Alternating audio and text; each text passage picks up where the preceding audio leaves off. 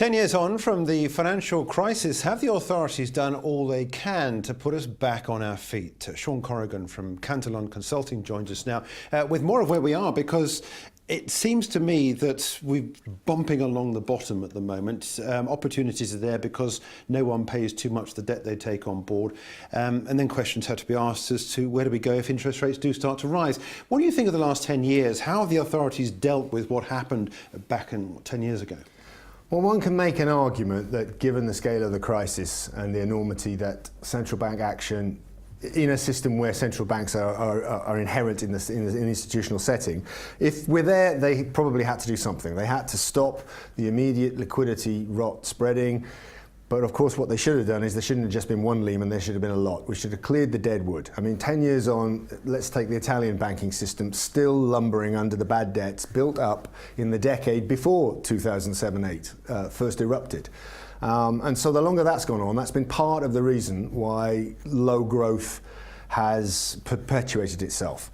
Secondly, of course, the answer to all this has been to flood the money into the system, to pervert capital market signals by distorting interest rates and therefore everything else which is priced off them, which of course includes equities. And so business decisions are being made on a slightly artificial basis. And okay, we've produced a strong stock market rally. It's rivaled in the States most of the broad run-up we had into the previous tech boom in 2000, that topped out in 2000, 2001. People have gone back to work.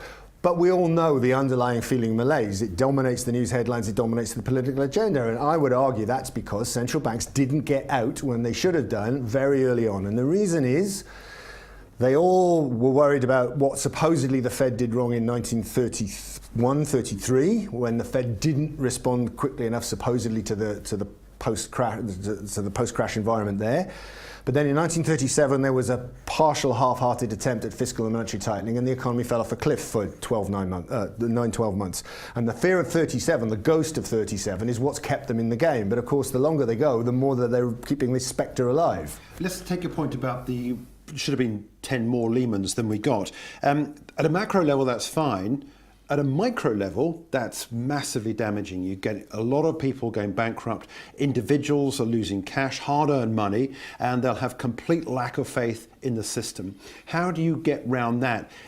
10 years on, and we would have survived on a macro basis, but micro would have been had a lot of individual I'm not glib about it. I mean, we've all been through periods in our own life where we've faced financial hardship, disruption, difficulty. I mean, that is a factor of life. And one has every sympathy with the individual, but ultimately, the individual, you have to wonder whether the individual is best served if he is then locked into 10, 15 years where his own economic prospects do not improve after that shock in a manner that has happened traditionally in the past, when he now has to worry about the sustainability of his pension, when he sees housing prices roaring away and possibly stultifying the prospects of his children and his children's children, and so on and so forth. So there's a plus and a minus. We would undoubtedly have had a lot of pain. Many people would have had hardship, but we have welfare state safety nets. Even at the worst environment, there wouldn't have been many people who actually starved to death. If you look at the experience of some developed markets, whether it's Eastern Europe after the Berlin Wall came down, Asia in the late 90s, they had a horrible crisis. They dropped 20-odd% of GDP. Iceland did the same thing. But because the catharsis was so severe, the deadwood was all burnt out, and with the right market mechanisms in place, people's natural drive in the mornings to get up and earn a living, and they earn a living by producing things for other people to have as part of their life, and we'd move on. Okay, so we are where we are at the moment now because of central bank action, inaction, or whatever you like to call it. Neil Kashkari's in my mind on this because he has said that interest rate rises in the States are going to kill the economy. And we are looking potentially, I think, according to Fed funds, of another interest rate rise come December. Should we be seeing interest rate rises? Is it going to kill the economy? Should we be wary about taking interest rates above where we are? Can we afford to deal with the amount of debt that we've got? Well, the problem here is that Mr. Kashkari, of course, doesn't understand the concept of capital. And in fact, if there is a threat to American prosperity, it is that we will consume more capital than we create. And one of the surefire ways to do that is to keep interest rates too low for too long. Because, of course, people borrow. People tend to borrow up to what their debt service costs are. So if you lower debt service costs, they take on more debt. The central banks have been chasing their own tail on this for the past 20 years or more. And to say that interest rates will kill the economy, interest rates might stop people borrowing more to the point where even at the lowest interest rates possible, we cannot support the burden. At the moment, American corporate leverage is rising, particularly manufacturing particularly, but also other areas. It isn't mattering quite so much because, of course, the interest rate charge is very low, particularly because it's tax subsidised, because you take interest rates out before you declare a profit and pay tax to the exchequer. Well, so that's fine at the moment. The multiple of interest rates by the debt is not problematical with their earning structure, but the background thing is there. So at some point it will be a problem, but the longer people like Mr. Kashkari hold sway and keep rates low, all the incentives are on CEOs to issue debt, not necessarily to invest in for productive purposes, but to manipulate their balance sheet so that their return on equity continues to look good. So they can take relatively modest, but yes, appreciable earnings growth and turn it into a good return on equity, and everybody is sweet in the stock market. Ultimately, that's not a great solution, is it? But there comes a point where all that's going to fall apart if you keep on raising interest rates. Well, at some point it will fall apart and keep on raising interest rates, but how are you ever going to get the patient off the drip? You have to, at some point you have to cure him. So the best thing to do is to say, look, it's going to end, let's get on with it. You, at the moment, are reasonably robust. Don't push yourself into a corner where we have to take even more radical and far-reaching suggestions and policy punts the next time around. We don't want another 10 years of this, do we? We want some point to get beyond it. If we have to have a small recession in the middle, I mean, cross your heart and hope to die, but it might be worth paying the price. Yeah. What about inflation? Doesn't seem to have picked up yet. We've got all this QE in the system, $4.5 billion from the Fed. We've got €2.5 billion from the Eurozone and counting. We had a modest amount here in the UK. Japan's been down that route. We don't seem to have had any inflation. Is it storing up inflation for the future? Well, this is another debate that has only just really resurfaced. There's a background idea that because we in the West and in the more developed nations in North Asia are getting old on the average, the demographics are greying, that we're all going to stop spending. But what they've forgotten, of course, is that means we're going to be running down our capital. So yes, there may be less spending, but our capital base might go down even quicker, and particularly if government policy is not continued. We all know what savings rates are like in the UK. If you do them properly, they're actually negative. In the States, they're only 1% or 2%. Japan doesn't save at the individual level. Corporates do, but individuals don't, so on and so forth. The inflation we've had is undoubtedly there. There's been one disguising factor and one mitigating factor. The one mitigating factor is we've inflated while we've had interest rates low. So a lot of what used to be savings and held in other forms has ended up in money, sitting, not doing very much. People talk about low velocity. They often don't quite understand what they mean by that, but because there's no difference between overnight and 3 months and 6 months, and very little difference out to 5 and 10 years in some cases, people just hold the money as money. So that has been there have been savings somewhere in there that have been hidden.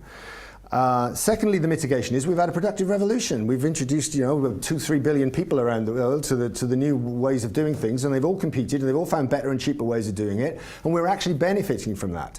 If you're a producer of those goods, it's tough for you, but as a consumer, which you also are, it's been a great period. Where the inflation has been in non-tradable goods, so the things that don't cross borders, people-heavy businesses, because we're not really printing people, and everything that is heavily controlled, regulated or supplied by the government has been the thing that's gone up. So it's been housing, education, health. Everything else has gone down. But there is inflation there. There is inflation in asset prices, and potentially there is a problem somewhere along the line. It hasn't appeared as rapidly as a lot of people thought, because there've been not every cycle is exactly like the previous ones, but the laws of economics are not suspended. So where do you put keen money then if it's not cash? Well, I still think you don't really want to be in the bond market if you can help it, although if you play the right parts for the right horizon, we do have something of a modest term pickup. If you believe the Fed is going to baby step its way up, then there's possibly the idea of going out a little way, running down, going out a little way. But again, you have to be careful. Corporate debt spreads are the lowest they've been in 10, 15 years. They're at the lowest absolute levels that they've been since the Great Depression, and we're already talking about corporate leverage and therefore potentially the soundness of the structure behind those getting overstretched.